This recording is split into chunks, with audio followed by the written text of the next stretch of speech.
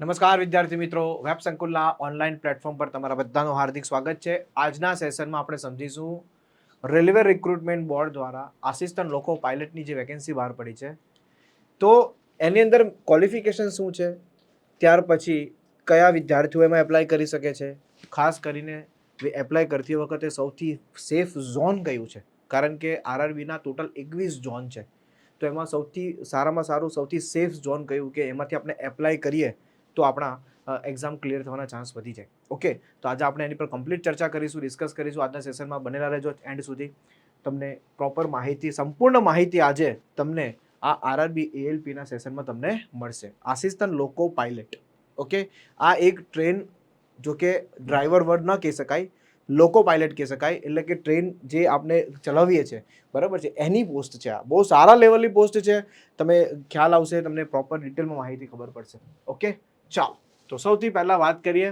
આ છે railway group D. તો રેલવે ગ્રુપ ડી પણ આની પહેલા વેકેન્સી બહાર પડી ગઈ છે. ઓકે, તો લેવલ 1ની પોસ્ટ છે આ, બરાબર છે. એના માટેનો પણ કોર્સ અત્યારે તમે લઈ શકો છો. એનો સ્માર્ટ કોર્સ આપણે લોન્ચ કરેલો છે ઓલરેડી, બરાબર છે. તો જે વિદ્યાર્થીઓએ તૈયારી કરવી હોય પ્રોપર, કારણ કે હજુ આની એક્ઝામ વાર છે, આની એક્ઝામ જુલાઈ ઓગસ્ટમાં આવશે, હજી વાર છે, એટલે તમે આની પ્રોપર પ્રિપરેશન કરી શકો છો.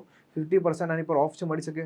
કમ્પ્લીટ વિડીયો રેકોર્ડેડ કોર્સ છે, નવા અભ્યાસક્રમ મુજબ તૈયાર થયેલો કોર્સ છે, 600થી વધારે વિડીયો લેક્ચર્સ વાળો કોર્સ છે. અલગ અલગ ટાઈમ માટે આ કોર્સ તમને મળશે. ચાલો આગળ વધીએ. હવે વાત કરીએ એએલપીની. તો એએલપીમાં સૌથી પહેલા એનું નોટિફિકેશન આવી ગયું છે. 12 એપ્રિલથી ફોર્મ ભરવાની શરૂઆત થઈ ગઈ છે. કઈ તારીખથી? 12 એપ્રિલ. ઓકે, 12 એપ્રિલથી ફોર્મ ભરવાની શરૂઆત ઓલરેડી થઈ ગઈ છે, બરોબર છે. અને લાસ્ટ ડેટ છે 11/5, એટલે બરોબર 1 મહિનાનો સમય તમારી પાસે અહીં છે કે ફોર્મ કેવી રીતે ભરવું, એનો વિડીયો પણ આપણે નેક્સ્ટ લાવશું. પણ અત્યારે ધ્યાન આપજો, 12 એપ્રિલથી ફોર્મ ભરવાની શરૂઆત થઈ છે, 11 તારીખે એની લાસ્ટ ડેટ છે. તમારે મોડિફિકેશન કરવું હશે, ફોર્મ ભરતી વખતે માની લો કંઈક ભૂલ થઈ ગઈ, તો મોડિફિકેશન કરવું હશે તો 14 તારીખથી લઈને 23/5 સુધીમાં મોડિફિકેશન થઈ શકે. ઓકે, ચાલો. કઈ પોસ્ટ છે? Assistant loco pilot. Okay, pay level કયું છે? લેવલ 2ની પોસ્ટ કહેવાય. લેવલ 1ની કઈ કહેવાય? તો લેવલ 1 ગ્રુપ ડીમાં આવે. લેવલ 2માં આસિસ્ટન્ટ લોકો પાયલટ આવે. લેવલ 3, 4, 5, 6 એ બેટા એનટીપીસીમાં આવે, નોન ટેકનિકલ પોપ્યુલર કેટેગરીઝમાં આવે, બરાબર છે. ઇનિશિયલ પે 19,900 છે, આ એનો બેઝિક પે છે. પછી ડીએ મળીને, એટલે એલાવન્સ મળીને આની સેલરી તમે 45,000 લઈ શકો છો. આની સેલરી 45,000 પ્લસ હોય છે, સમજાય છે. ત્યાર પછી મેડિકલ સ્ટાન્ડર્ડ A1 કેટેગરીનું છે. 18 થી 30 વર્ષના વિદ્યાર્થીઓ એપ્લાય કરી શકે છે. એસટી, એસટી, ઓબીસી હોય તો 5 વર્ષ ને 3 વર્ષનું એજ રિલેક્સેશન આમાં મળશે. ધેટ મીન્સ ઓબીસી હોય તો 33 વર્ષ અને એસટી, એસટી હોય તો બીજા 5 વર્ષ એડ કરી દેવા. ટોટલ વેકેન્સી છે 9,970 અપ્રોક્સ, મતલબ ઓલમોસ્ટ 10,000ની આસપાસ વેકેન્સી છે. ચલો આગળ વધીએ. સૌથી પહેલા હું ઝોનની વાત કરીશ, કારણ કે તમે ફોર્મ ભરો, બરાબર છે, તો તમને પ્રોપર સિલેક્ટ કરી શકો કે મારે કયા ઝોનમાંથી એક્ઝામ આપવી છે. તો આરઆરબીના ટોટલ 21 ઝોન છે, બરાબર છે. તો સૌથી પહેલું ઝોન તમને દેખાશે અમદાવાદ. સૌથી પહેલું ઝોન દેખાશે તમને અહીંયા અમદાવાદ. ઓકે, તો અમદાવાદની કુલ વેકેન્સી તમે જોશો તો 497 વેકેન્સી છે, ઓલમોસ્ટ 500ની આસપાસ વેકેન્સી છે, બરાબર છે, ગુજરાતમાં.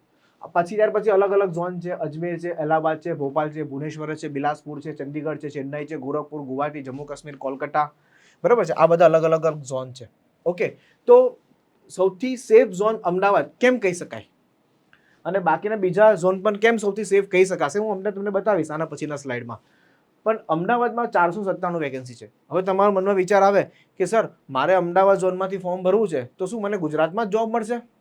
જો ભાઈ, એક વસ્તુમાં ક્લિયર છે, આસિસ્ટન્ટ લોકો પાયલટની પોસ્ટ છે, એટલે તમારે ટ્રેન ખાલી ગુજરાતમાં નથી ફેરવવાની, સમજાય છે? હા, તમારું મેઇન હેડક્વાર્ટર અમદાવાદ હોઈ શકે છે. તમે અમદાવાદ ઝોનમાંથી ફોર્મ ભરો છો એટલે તમારી ડ્યુટી અમદાવાદથી ઓન થાય અને અમદાવાદમાં કમ્પ્લીટ થાય. તો તમે અમદાવાદથી ટ્રેન લઈને જઈ શકો છો. માની લો કે અમદાવાદથી તમે મુંબઈ જાઓ ટ્રેન લઈને, 8 કલાકની ડ્યુટી હોય તમારી, પછી અમદાવાદથી પાછા ત્યાં રહેવાનું હોય, ત્યાંથી મુંબઈથી તમારે પાછા અમદાવાદ આવી જવાનું હોય, તો અમદાવાદથી મુંબઈ, મુંબઈથી અમદાવાદ, આવી રીતે કે કોઈ પણ જગ્યા પર તમે જઈ શકો છો. ખ્યાલ આવે છે? પણ તમારું મેઇન હેડક્વાર્ટર, મતલબ મેઇન ઝોન કયું કહેવાશે? અમદાવાદ, કેમ કે તમે અમદાવાદથી ફોર્મ ભર્યું છે, સમજાય છે?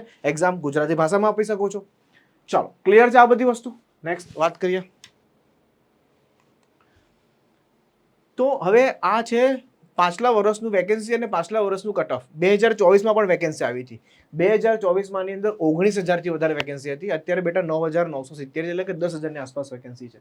તો તમે જોશો અહીંયા આપણે ખાસ કરીને અમદાવાદ ઝોનને પકડીએ તો અમદાવાદમાં લાસ્ટ યર 937 વેકેન્સી હતી. આ વખતે 497 વેકેન્સી છે. તમે જુઓ આપણે અમદાવાદ ઝોનથી ફોર્મ ભરીએ કારણ કે આપણું ઝોન અમદાવાદ છે. આપણે નજીક અમદાવાદ પડે. ગુજરાતના વિદ્યાર્થીઓ માટે નજીક અમદાવાદ પડે તો આપણે નોર્મલી અમદાવાદથી જ ફોર્મ ભરશું. તો 997 વેકેન્સી અહીંયા હતી, 497 વેકેન્સી અહીંયા હતી.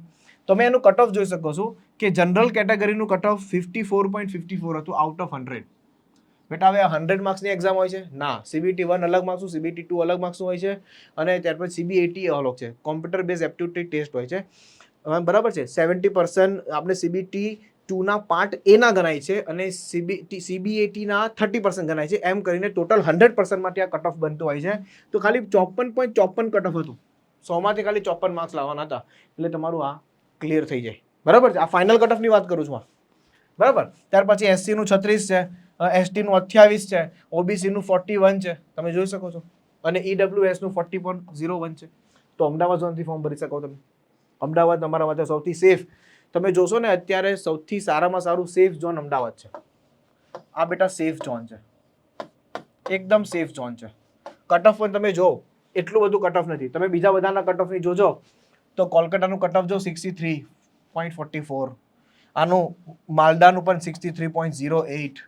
બરાબર છે. આનું 60 કટ ઓફ છે. આપણે જનરલી વાત કરીએ અત્યારે. બરાબર છે. અને વેકેન્સી પણ એટલી બધી ઓછી તો નથી. બહુ સારા પ્રમાણમાં વેકેન્સી છે. આ બિલાસપુર ભાઈ બહુ બધી વેકેન્સી હતી. કટ ઓફ પણ ઊંચું હતું. આ 24માં આટલી વેકેન્સી હતી, 25માં ઓછી વેકેન્સી છે. સમજાય છે. ત્યાર પછી રાંચીમાં જો, ત્યાર પછી સિકંદરાબાદમાં જો. ચાલો આગળ વધીએ. બાકીના RRBમાં તમે જો આ મુઝફ્ફરપુર આ યુપીમાં આવ્યું. બરાબર છે. તો એનું કટ ઓફ તમે 72.08 છે. કેટલું હાઈ કટ ઓફ જાય છે. તો એ બધા ઝોનથી ફોર્મ ભરવું એના કરતાં બેટર છે. આપણા માટે અમદાવાદ સૌથી બેસ્ટ છે. અમદાવાદ ઝોનથી ફોર્મ ભરો તો પાસ થવાના ચાન્સ વધારે વધી જશે કારણ કે 54-50 કટ ઓફ. બરાબર છે. આ વખતે વેકેન્સી ઓછી છે એટલે કટ ઓફ પણ એટલું બધું વધારે હાઈ જશે નહીં. ચાલો મેઇન વસ્તુ આવે છે કે કોણ એપ્લાય કરી શકશે, કયા વિદ્યાર્થીઓ એમાં એપ્લાય કરશે. તો એકદમ શોર્ટમાં કહું ને એજ્યુકેશન ક્વોલિફિકેશન તો 10+ ITI કરેલું હોય, ડિપ્લોમા કરેલું હોય 10+, કાં તો એન્જિનિયરિંગ ડિગ્રી તમારી પાસે BTech હોય. બરાબર. બી જેને પહેલાં કહેવાતું. બરાબર છે. નોટ સિવિલ એન્ડ CS એટલે કે જે BTechમાં સિવિલ કરેલું હોય અને કોમ્પ્યુટર સાયન્સ કરેલું હોય એ લોકો એપ્લાય ના કરી શકે. બાકી 10+ ITI વાળા, 10+ 3 વર્ષ ડિપ્લોમા અને ગ્રેજ્યુએશન તમારી ડિગ્રી હોય BTech કે BE કરેલું હોય તો એ તમે એપ્લાય કરી શકશો. ઓકે. Electrical, mechanical. બરાબર છે. એમાં તમે BTech કરેલું હોય તો તમે એપ્લાય કરી શકશો. આગળ વધીએ તો સૌથી પહેલા એજ લિમિટની વાત કરશું આપણે. તો એજ લિમિટમાં તમે જોઈ શકશો કે 18થી 30 વર્ષના વિદ્યાર્થીઓ એપ્લાય કરી શકે છે. ST/SC હોય તો 5 વર્ષ, OBC હોય તો 3 વર્ષનું એજ રિલેક્સેશન મળશે. આમાં એવું નથી કે ફિમેલમાંથી અલગથી એજ રિલેક્સેશન હોય છે. મેલ હોય કે ફિમેલ હોય તમે ST/SC OBCમાં આવતા હોય તો તમને એજ રિલેક્સેશન મળશે. ડન. ચાલો ત્યાર પછી તમે અહીંયા જોઈ શકો છો 18થી 30 વર્ષના વિદ્યાર્થીઓ એપ્લાય કરી શકશે. 2/7/1995. બરાબર છે. અહીંયા લખેલું છે upper limit of date of birth and lower limit of date of birth. બરાબર છે. એનો મતલબ કે આની પહેલાનો જે જન્મ હોય બરાબર છે એ વિદ્યાર્થી આની પછીના જન્મવાળા વિદ્યાર્થીઓ એપ્લાય ન કરી શકે. સમજાય છે ને. એટલે અહીંયાથી આ ડેટ તમે જોઈ શકો છો. આ 3 માટે આ બેઝ ડેટ છે આપણી. બરાબર છે. આ OBC વાળા અને આ ST/SC વાળા. બરાબર છે. 1992 અહીંયા છે 1990. આની વચ્ચે તમારી એજ આવતી હોય તો તમે એપ્લાય કરી શકશો. આ તારીખથી આ તારીખ તમારે ચેક કરી લેવાની. આ તારીખથી લઈને આ તારીખમાં તમારો જન્મ થઈ ગયો હોય તો તમે એપ્લાય કરી શકશો. સમજાઈ ગયું. આગળ વધીએ. મેડિકલ સ્ટાન્ડર્ડ મોસ્ટ ઇમ્પોર્ટન્ટ છે. A1 કેટેગરીનું મેડિકલ સ્ટાન્ડર્ડ આવે. ઘણા બધા મેડિકલ સ્ટાન્ડર્ડ આવે. આપણે એના પર એક પ્રોપર વિડીયો બનાવેલો છે. આ જ યુટ્યુબ ચેનલના પ્લેલિસ્ટમાં જશો એટલે તમને કઈ પોસ્ટ માટે કયું મેડિકલ સ્ટાન્ડર્ડ એના માટે એક પ્રોપર વિડીયો બનાવેલો છે. પણ ALP માટે સૌથી ઊંચા લેવલનું, સૌથી ટોપ લેવલનું મેડિકલ સ્ટાન્ડર્ડ આવે છે. કારણ કે તમારે ટ્રેન ચલાવવાની છે. હવે તમે ટ્રેન ચલાવતા તમારા ચશ્મા પડી જાય. બરાબર. તમને બરોબર દેખાતું ના હોય તો તમારા હાથમાં કેટલા લોકોની જાન છે. વિચારો તમે તમારા કેટલા લોકોને લઈ તમે જઈ રહ્યા છો. સમજાય. તો એ મેડિકલ સ્ટાન્ડર્ડ એકદમ સ્ટ્રિક્ટ છે. આની અંદર એકદમ પ્રોપર હોવું જોઈએ. અને ચશ્માવાળા વિદ્યાર્થીઓ એપ્લાય નહીં કરી શકશે. ખાસ ધ્યાન આપજો, બિલકુલ નહીં કરી શકશે. સમજાય છે? ડિસ્ટન્સ વિઝન જો 6x6 without glass fogging test, બરાબર છે, આપણને પાસ કરવું પડે. વિથઆઉટ ગ્લાસ એટલે કે ગ્લાસ વગર તમારે 6x6નું, સમજાય? આના વિશે ડિટેલમાં ચર્ચા મેં કરેલી છે, તમે જોજો એની અંદર. ઓકે, અહીંયા હું ડિટેલમાં આખું મેડિકલ સ્ટાન્ડર્ડ સમજાવવા બેસીશ તો એ વધારે વાર લાગશે. એના માટે વિડીયો બનાવેલો છે, બરાબર છે. નિયર વિઝન છે. Okay, must pass test for colour vision, binocular vision and field of vision, night vision, મોસ્કોપ વિઝન, બરાબર છે, મેસોપિક વિઝન, સોરી. તો આ બધા વિઝનો તમારે ક્લિયર કરવા પડે અને આના માટે ડિટેલ આપણે ચર્ચા કરેલી જ છે. ઓકે, ચાલો નેક્સ્ટ. રિક્રુટમેન્ટ પ્રોસેસ કઈ રીતના છે, આ ભરતી કેવી રીતે કમ્પ્લીટ કરવામાં આવશે? તો સૌથી પહેલાં તો તમારું CBT-1 લેવામાં આવશે, ત્યાર પછી CBT-2 લેવામાં આવશે, ત્યાર પછી આ એક નવી ટેસ્ટ છે, computer base aptitude test, CBAT, that means one type of psycho test છે આ, બરાબર? તો એ લેવામાં આવશે. ડોક્યુમેન્ટ વેરિફિકેશન કરવામાં આવશે અને મેડિકલ એક્ઝામિનેશન મતલબ મેડિકલ ટેસ્ટ લેવામાં આવશે, જે A1 કેટેગરીનું છે એ. તો આવી રીતે પ્રોસેસ કમ્પ્લીટ કરવામાં આવશે, બરાબર, આસિસ્ટન્ટ લોકો પાયલટની. ચલો આગળ વધીએ. CBT-1 તો પહેલી એક્ઝામમાં શું છે, તો તમે જોશો CBT-1 જે છે, બરાબર, એમાં 75 ક્વેશ્ચન છે અને મેક્સિમમ 75 માર્ક્સ છે. દરેક ક્વેશ્ચન 1 માર્ક્સનો છે.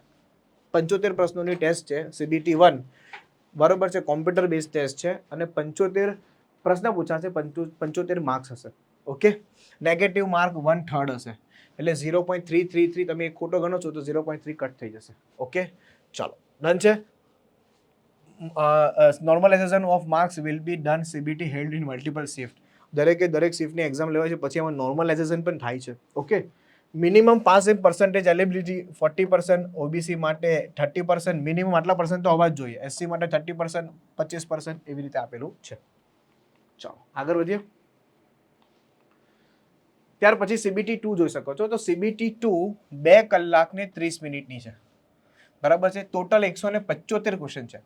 પેલામાં 75 છે, આમાં 175 છે. ઓકે, બે ભાગમાં CBT-2 લેવામાં આવશે, પાર્ટ 1 અને પાર્ટ 2. પાર્ટ 1માં 90 મિનિટ્સનો સમય છે, પાર્ટ 2માં 60 મિનિટનો સમય છે. 90 મિનિટમાં આમાં 100 પ્રશ્નો છે, 60 મિનિટમાં આમાં 75 ક્વેશ્ચન્સ છે. હવે કયા કયા સબ્જેક્ટ છે આપણે આના પછીના સ્લાઇડમાં જોઈશું આપણે. ડન છે? ચાલો આગળ વધીએ. જો હવે આમાં તમને પ્રોપર આઈડિયા આવી જશે. એક ટેબલ છે, આ ટેબલની તમને પ્રોપર આવશે. તો જો આ ગણિત છે પહેલા, તો ગણિતના બેટા 20 પ્રશ્નો છે, 20 માર્ક્સ છે. રીઝનિંગની વાત કરીએ 25 ક્વેશ્ચન છે, 25 માર્ક્સ છે. જનરલ સાયન્સની વાત કરીએ તો 20 પ્રશ્નો છે, 20 માર્ક્સ છે. અહીં વિજ્ઞાન બહુ ખાસ પૂછાય છે, અલગથી પૂછાય છે જનરલ સાયન્સ, બરાબર છે. એટલે કે જે ધોરણ 10 સુધીનું જે વિજ્ઞાન આવી ગયું ને એ જ વિજ્ઞાન, જેમાં ફિઝિક્સ આવે, બાયો આવે, કેમેસ્ટ્રી આવે, એ ટાઈપનું વિજ્ઞાન છે. ઓકે, ત્યાર પછી જનરલ અવેરનેસ અને કરંટ અફેર્સ, ફક્ત 10 માર્ક્સનું પૂછાય છે. ખાસ કરીને સૌથી વધારે તમને કરંટ અફેર્સ પૂછાશે, એટલે તમારે આમાં જે GK GSનો લોડ આવે ને એ ખતમ થઈ ગયો. મેઇનલી 3 જ સબ્જેક્ટ તૈયાર કરવાના રહ્યા, એક તો મેથ્સ, રીઝનિંગ અને જનરલ સાયન્સ, બરાબર છે. કરંટ અફેર્સ 10 માર્ક્સનું જ પૂછાય છે, બરાબર, બહુ ખાસ નથી પૂછાતું. અને કરંટ અફેર્સ તમે કરી જાવશો ઉપર તો થઈ જશે. 10 માર્ક્સનું પૂછાય એટલી વધારે નથી પૂછાતું. મેઇન વસ્તુ શું છે? મેથ્સ, રીઝનિંગ અને વિજ્ઞાન, મેથ્સ, રીઝનિંગ અને સાયન્સ. 60 મિનિટ્સનો ટાઈમ આપવામાં આવશે તમને, એટલે 1 કલાકનો સમય આપવામાં આવશે. 75 પ્રશ્ન હશે, બરાબર છે. આના માર્ક્સ મેરિટમાં નહીં ગણાશે. જે 100 માર્ક્સનું જે મેરિટ આવે છે, 100 માર્ક્સનું મેરિટ બને, એમાં આના માર્ક્સ નહીં ગણાશે. આ ફક્ત આમાં પાસ થવાનું છે CBT-2માં જવા માટે. ઓકે, અને એ 1/3 નેગેટિવ માર્ક છે. Is it clear? આટલી તમને બધાને મસ્ત ક્લિયર થઈ ગયું હશે, બરાબર છે. હવે આમાં જે તમે ગણિત, વિજ્ઞાન અને રીઝનિંગ તૈયાર કર્યું હશે એ તમને અહીંયા કામ લાગશે, કારણ કે અહીંયા પણ પાછું CBT-2માં ગણિત, રીઝનિંગ અને વિજ્ઞાન 100 ક્વેશ્ચન, 100 માર્ક્સ, 90 મિનિટ્સ, બરાબર છે. એટલે આપણે આ જ લેવલ તૈયાર કરી દઈએ ને તો અહીં આગળનું લેવલે ક્લિયર થઈ જાય, એટલે અલગથી કરવાનું કંઈ જરૂર નથી. હા, પાર્ટ બી ની અંદર તમારે જોવાનું છે, તો પાર્ટ બી ની અંદર તમારું રિલેવન્ટ જે ટ્રેડ છે, બરાબર, તમે ITI મિકેનિકલમાં, ઇલેક્ટ્રિકલમાં, બરાબર છે, 10 પ્લસ ડિપ્લોમા તમે કર્યું હોય, ઓટોમોબાઈલમાં કે વોટ એવર જે પણ ડિગ્રીમાં તમે જે પણ ટ્રેડમાં તમે કર્યું હોય, એ રિલેવન્ટ ટ્રેડનો પ્રશ્ન અહીંયા પૂછાશે. 75 માર્ક્સ, 60 મિનિટનો સમય આવશે. આમાંથી પણ મેરિટ નહીં બનશે, મેરિટ ખાલી આમાંથી બનશે, આ 100 માર્ક્સમાંથી. આ 100 માર્ક્સમાંથી મેરિટ બનશે. આ ખાલી રિલેવન્ટ ટ્રેડ છે, બરાબર છે. આ ખાલી ફક્ત ક્વોલિફાઈંગ છે, જેમ CBT 1 ક્વોલિફાઈંગ હતું તેમ આવી રીતે આ પણ ક્વોલિફાઈંગ છે. ઓકે, 2 કલાક ને 30 મિનિટનો ટોટલ સમય આપવામાં આવશે. Totally complete exam MCQ base હશે, એક વસ્તુ લખવાની નથી, ખાસ ધ્યાન આપજો. હા, હવે હું તમને જે સમજાવવા માંગુ છું એ ફાઇનલ રિઝલ્ટ અહીંયાથી મળશે. જો CBT 2 માં પાર્ટ 1 પાર્ટ A આના 70% માર્ક્સ, એટલે કે આ 100 માર્ક્સની પરીક્ષા હતી, 100 માંથી જે પણ આવે એ 70% માર્ક્સ આના ગણાશે. અને બીજી ટેસ્ટ આવે છે સાયકો ટેસ્ટ CBAT. હા, આના માર્ક્સ જરૂર ગણાશે મેઇન મેરિટ લિસ્ટમાં, બરાબર છે. Computer base aptitude test 30% marks આના ગણાશે. જે પણ માર્ક્સ આવ્યો એના 30% આમાં ગણી લેવામાં આવશે. આમાં જે પણ માર્ક્સ આવ્યો એના 70% માર્ક્સ આમાં ગણી લેવામાં આવશે અને ફાઇનલ મેરિટ 100 માંથી બહાર પડશે. અમદાવાદનું કટ ઓફ તમને ખબર હોય તો જણાવી દઉં પાછું, અત્યારે 54.54 હતું આઉટ ઓફ 100 અમદાવાદમાંથી. બરાબર છે, ક્લિયર થાય છે? ચાલો, તો આ છે કોમ્પ્યુટર બેઝ એપ્ટિટ્યુડ ટેસ્ટ, બરાબર. તો એમાં તમે જોઈ શકો છો કે કઈ રીતે લેવામાં આવશે. ઓકે, આમાં લખેલું જ છે. આગળ વધીએ. ઓકે, હવે આ જે રિલેવન્ટ ટ્રેડ છે એની વાત કરું તો કોણ આમાં ક્વોલિફિકેશન, આમાં electrical engineering and combination of various stream of the electrical engineering, બરાબર. ત્યાર પછી electrical engineering and combination of various stream of the electronics engineering, mechanical engineering combination of the various stream of the mechanical engineering, automobile engineering combination of various stream of the automobile engineering. સમજાય છે? 10+ ITI વાળા પણ એમાં apply કરી શકશે, બરાબર. અને એમાં ટ્રેડમાં તમે સબ્જેક્ટમાં જોઈ શકો છો કયા સબ્જેક્ટ આવશે. Electrician, instrument of mechanic, wireman, બરાબર છે, armature and coil winder, refrigeration and air condition mechanics, બરાબર છે. ત્યાર પછી ઇલેક્ટ્રોનિક્સ મિકેનિક, આ બધા અલગ અલગ તમે જોઈ શકો છો. આરામથી વાંચો એટલે તમને પ્રોપર આઈડિયા આવી જશે ટોટલી. ઓકે, સમજાય છે? ચાલો, યસ. હવે આમાં કેવી રીતે સિલેક્ટ કરશે? જો સૌથી પહેલા તો CBT 1 માં 15 ગણા લોકોને બોલાવવામાં આવશે. એટલે માની લો કે 10,000 વેકેન્સી છે, 9,970 છે, પણ અત્યારે માની લઈએ કેલ્ક્યુલેશનમાં થોડું ઈઝી પડે, 10,000 વેકેન્સી છે, એના 15 ગણા લોકોને બોલાવવામાં આવશે CBT 2 માં. એટલે કે 1.5 લાખ લોકોને પાસ કરવામાં આવશે CBT 1 માં. CBT 1 માં કેટલા લોકોને? 1.5 લાખ લોકોને પાસ કરવામાં આવશે અને એને CBT 2 માં બોલાવવામાં આવશે. CBT 2 માં 8 ગણા લોકોને પાસ કરવામાં આવશે, બરાબર છે. વેકેન્સીના 10,000 જે વેકેન્સી છે એના 8 ગણા લોકોને પાસ કરવામાં આવશે CBT 2 માં. એટલે કે 80,000 લોકોની CBT 2 માં પાસ કરવામાં આવશે અને એને CBAT માં લઈ જવામાં આવશે, કોમ્પ્યુટર બેઝ એપ્ટિટ્યુડ ટેસ્ટમાં લઈ જવામાં આવશે, બરાબર છે. અને ત્યાં પણ અમુક ગણા પાસ કરીને ત્યાર પછી તમને ફાઇનલ ડોક્યુમેન્ટ વેરિફિકેશન અને મેડિકલ સ્ટાન્ડર્ડમાં તમને લઈ જવામાં આવશે. ટૂંકમાં 15 ગણા CBT 1 માં પાસ કરશે અને CBT 2 માં 8 ગણા પાસ કરશે. સમજાય છે? ચાલો આગળ વધીએ. સો મેઇન હવે વાત એ છે કે સાહેબ અમારે RRB ALP ની તૈયારી કરવી છે, તો અમને ક્યાંથી આ તૈયારી મળી રહેશે? અમારે જો આ તૈયારી કરવી હોય તો કંઈ નહીં બેટા, એકદમ સિમ્પલ છે. SSC banking railway by web Sankul નામની એક યુટ્યુબ ચેનલ છે. આ આપણી પોતાની યુટ્યુબ ચેનલ છે. આ યુટ્યુબ ચેનલની અંદર totally free maths and reasoning and science, આ ટોટલી ફ્રી છે, ટોટલી ફ્રી છે, બરાબર છે. અને એકદમ ડિટેલમાં કરાવેલું છે. તમે જોશો એટલે તમને આઈડિયા આવશે. આનું પ્લેલિસ્ટ તમે જશો એટલે અત્યારે તમને પ્લેલિસ્ટ બતાવીશ, બરાબર છે. તો એ પ્લેલિસ્ટમાં જોશો એટલે તમને ખ્યાલ આવશે કે મેથ્સના કન્ટિન્યુઅસ લેક્ચર છે, રિઝનિંગના પણ કન્ટિન્યુ લેક્ચર છે અને સાયન્સના પણ કન્ટિન્યુ લેક્ચર છે. તો તમને totally free of cost ALP ની પ્રોપર જો તૈયારી કરવી હોય તો આમાંથી તમને મળી જશે. સમજાય છે? ચાલો આગળ વધીએ. તો આ ચેનલ બેટા સબસ્ક્રાઇબ જરૂર કરી લેજો. આ જો પ્લેલિસ્ટ તમે જોશો, જો આ પ્લેલિસ્ટ છે, અહીંયા નર અને ટાંકીનો જો lecture number 65, lecture number 64, lecture number 63, 62, 61, એવી રીતે લગભગ 65 લેક્ચર તો લેવાઈ ગયા છે મેથ્સના, બરાબર છે. 1 થી લઈને 65 લેક્ચર મેથ્સના લેવાઈ ગયા છે. હવે આના પછી આપણું એડવાન્સ ગણિત ચાલુ થશે. ટ્રિગ્નોમેટ્રી, જ્યોમેટ્રી એટલે કે ત્રિકોણમિતિ, ભૂમિતિ, અંતર ઊંચાઈ, બરાબર છે, સંભાવના, ક્રમચય સંચય, એ બધા ચેપ્ટર આના પછી હવે આવવાની શરૂઆત થશે. એ પણ લાઈવ આપણે ભણાવીએ છીએ યુટ્યુબ પર. આનો ટાઈમ કયો છે તો બેટા બપોરે 4 વાગે, બપોરે 4 વાગે, બરાબર છે. ડેલી આવે છે, ડેલી લાઈવ કરાવીએ છીએ આપણે યુટ્યુબ પર. ઓકે, તો આમાં તમે જોડાઈ શકો છો. એ પહેલાં તમે ચેનલને સબસ્ક્રાઇબ કરી લો. તમારા મનમાં એમ આવશે કે સાહેબ હવે આમાંથી મારે PDF જોઈતું તો ક્યાંથી મળશે? પ્રેક્ટિસ કરવી હોય તો બેટા આની ફ્રી પીડીએફ પણ તમને અવેલેબલ મળશે. એના માટે SSC banking railway by web Sankul Telegram channel છે, એમાં તમને ફ્રી પીડીએફ પણ મસ્ત મળી જશે. આ જોઈ શકો છો, જો આ રહી ટેલિગ્રામ ચેનલ છે, એમાં જોઈન થઈ જાઓ.